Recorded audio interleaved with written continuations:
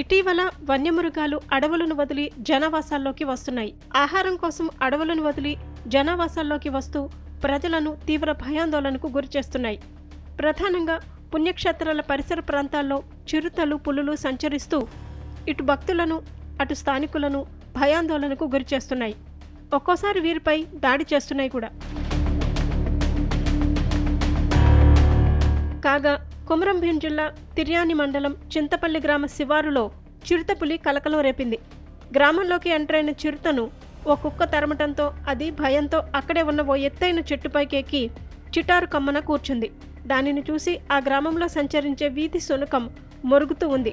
ఈ కుక్క చెట్టుపైకి చూస్తూ అదే పనిగా మొరుగుతుండటంతో అనుమానం వచ్చిన స్థానికులు ఏమై ఉంటుందా అని అక్కడికి వచ్చి పరిశీలించగా చెట్టుపైన చిరుత కూర్చుని కనిపించింది.